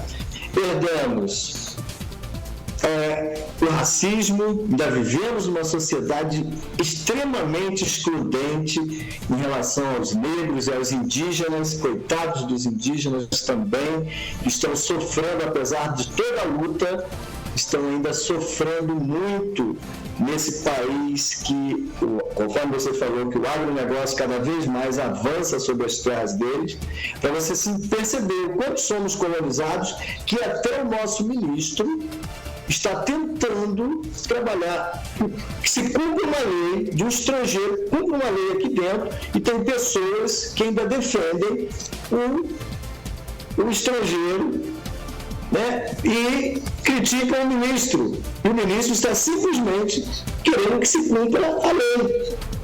Então, olha a nossa cabeça, o quanto ainda está colonizada, que não respeita nem o Supremo, que não respeita nem as leis, para beneficiar uma pessoa de fora que não respeita as leis nacionais. Então, existe sim ainda resquícios fortíssimos ainda desse extenso período que vivemos antes e depois da independência do Brasil. A independência que deveria ter mudado, não mudou nada. Em termos institucionais, muda para a elite, Brasil é livre, mas continua mantendo uma escravidão, e depois que acaba a escravidão, continua mantendo um povo oprimido e sem direitos. Então, eu acredito que tem muita coisa para mudar. É claro que, por exemplo, na educação, em termos de universidades, nós temos aí universidades de ponta, o UFRJ, né? Universidades, nós temos esse privilégio da Fiocruz, de termos esse poder científico, poder da ciência aqui no Rio de Janeiro, com a Fiocruz, com a UFRJ, com a UF, com a Rural, com a UERJ, com a Unirio, né? Com as universidades, com a Universidade de Campos, né? Também. Então, nesse ponto, nós estamos conseguindo nossa independência, né? Eu tenho 2 filhos, tenho 4 na verdade, mas 2 ainda estudando na universidade, um na UF, trabalhando com nanotecnologia, e outro na Rural com jornalismo. Então, essa independência ainda temos, já temos. Temos boas universidades e estamos crescendo muito nessa área da ciência. Mas, em compensação, o social ainda temos muito que descolonizar, esse nosso social, ou seja, conseguirmos a independência ainda desse social. Tem muita coisa ainda para se mudar, tá bom? E tem muita coisa ainda de independência para conseguirmos. Muito relevante a posição de todos os dois. Nós aprendemos muito hoje, né, Derek? Principalmente o quanto é importante a disciplina de história e o quanto é importante o conhecimento. Eduardo sempre fala na aposentadoria dele, no outro programa que ele participou, quem falou da aposentadoria. Mas conhecimento a gente não pode aposentar, porque o conhecimento é algo que a gente tem que deixar proliferar. Não tem como, Eduardo, não tem como. Isso a gente não pode, porque é objetivo de vida. E eu quero deixar aqui um agradecimento especial para um professor. Ele até está doente, mas está se recuperando. Espero que é o Zé Maria. Eu trabalhei, sabe, Antônio, quase 40 anos. Eu acho que eu já perdi noção de idade, de tempo, de tudo. Na enfermagem. Como auxiliar de enfermagem, eu não quis. Na época, as pessoas faziam muita questão que eu fizesse a faculdade, mas eu não queria me separar da maioria, que eram os auxiliares e técnicos, e fazia instituição, e faço até instituição até hoje. Quando eu me aposentei, eu fui estudar. Então, terminei uma faculdade, pedagogia. Terminei outra, neuropsicopedagogia. Aí, essa semana, eu concluí e faço direito e tal, outras coisas. Essa semana, eu concluí a minha faculdade de letras. Aí, escolhi um poeta. Qual o poeta? Oswaldo Montenegro. Não sei por que ele. E aprendi demais. Essa semana eu aprendi demais com ele. E fiquei focada naquilo que eu sou asperge. E o que Zé Maria tem a ver com isso? Ele era professor e da enfermagem. E eu, asperge, tenho algumas dificuldades de aprender. Às vezes. E Zé Maria me ensinava português nos corredores da escola, dos hospitais. Porque ele também é professor. Sempre fez questão da área de saúde, mas professor. Ele dava aula no municipal e tudo. E ele sempre me ensinava. Eu mandei um recadinho, Zé Maria, assiste o programa. E eu só aprendia com ele. Eu falava, não consigo aprender. Perdi na direito, de campus, português, só consegui aprender com ele. Então agora consegui vencer essa barreira. E aí, eu quero complementar uma coisa que eu não sei se é relevante ou não. Eu penso que o Brasil, ele vai ser livre quando ele deixar de ser a terceira cadeia do mundo. Porque enquanto nós temos aqui, você falou de uma escola agrícola em Friburgo, nós temos em Campos 2 IFES, não é isso? 2 IFES, temos polos de universidades particulares e também federal, estadual, nós temos a UENF é um mundo, você vai conhecer, mas nós temos 3 presídios, um DEGASE.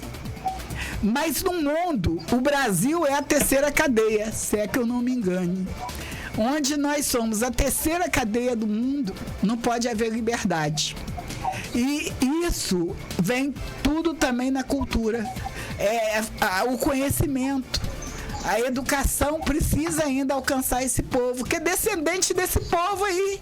A maioria, se a gente for lá fazer uma pesquisa, você deve trabalhar nessa pesquisa. Quero até mandar um abraço lá pro Nego Grum, não sei se você conhece, é lá do Racial, lá no Rio, meu amigo, pessoal que trabalha no Recursos Humanos.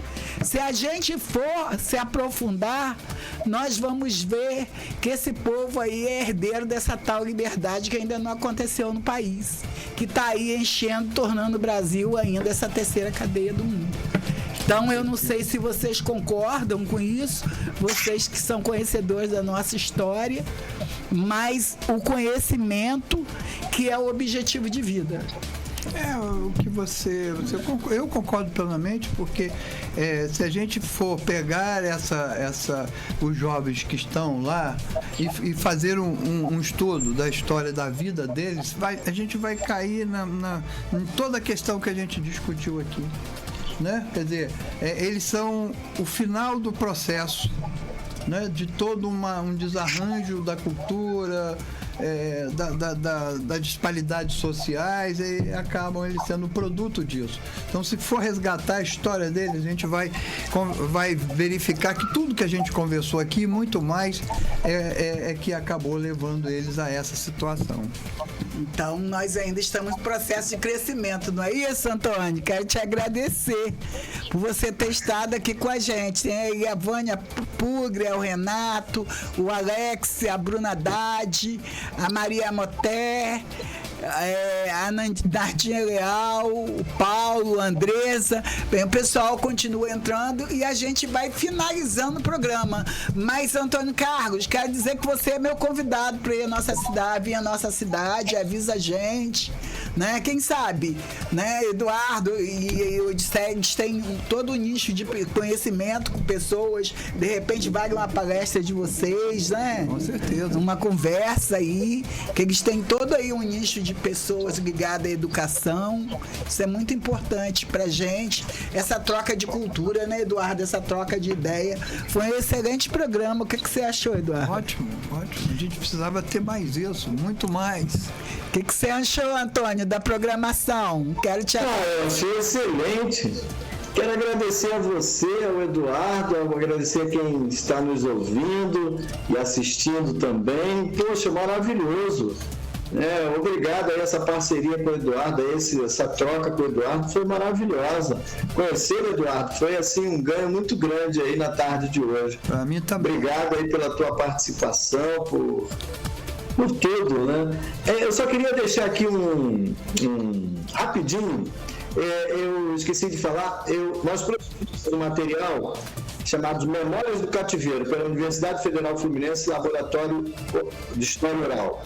Da UFF, professor, você que estudou lá, eu trabalhei lá no Laboratório de História Oral. E saiu também um material chamado Jongo, Calangos e Folias, Música e Poesia Negra. É um DVD que está no YouTube aí, Jongo, Calangos e Folias, Música e Poesia Negra. Você podia mandar isso para mim? Você tá com o meu telefone? Sim, mando, claro. Me manda, por favor. Pode digitar também aí depois, Derek, para poder a gente divulgar, tá? E olha, nós estamos à sua disposição, à disposição lá dos seus amigos da faculdade. Esse programa é isso, é abrir consciência. O objetivo é esse. Eu faço mesmo por amor à terra e por amor mesmo a aprender. Eu tenho aprendido bastante aqui com as pessoas que participam. Está aberto também aos temas que vocês quiserem trazer. O objetivo é a utilidade pública mesmo, é nós darmos nossa boa contribuição no mundo.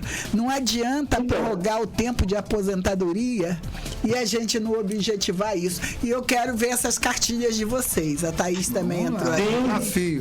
É um desafio. Eu vou tirar um dia para ir no IAB e vou te fazer umas fotos.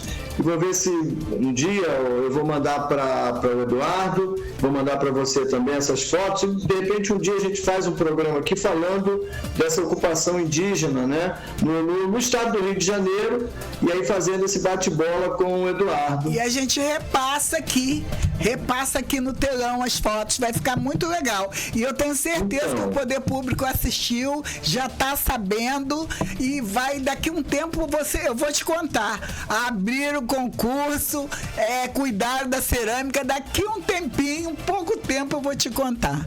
Porque a gente acaba sendo referência. Não precisa a gente ir, não.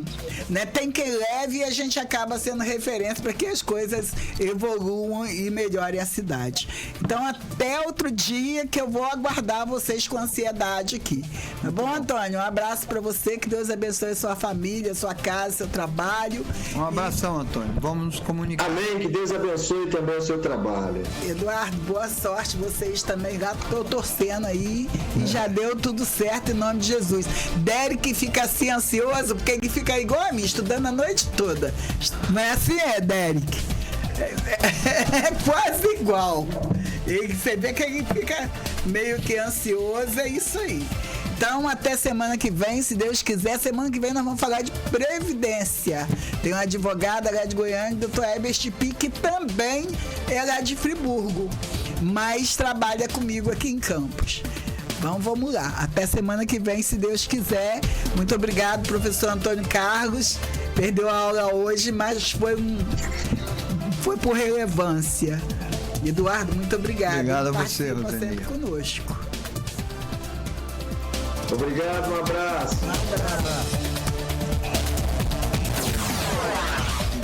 Você acabou de ouvir o programa A Voz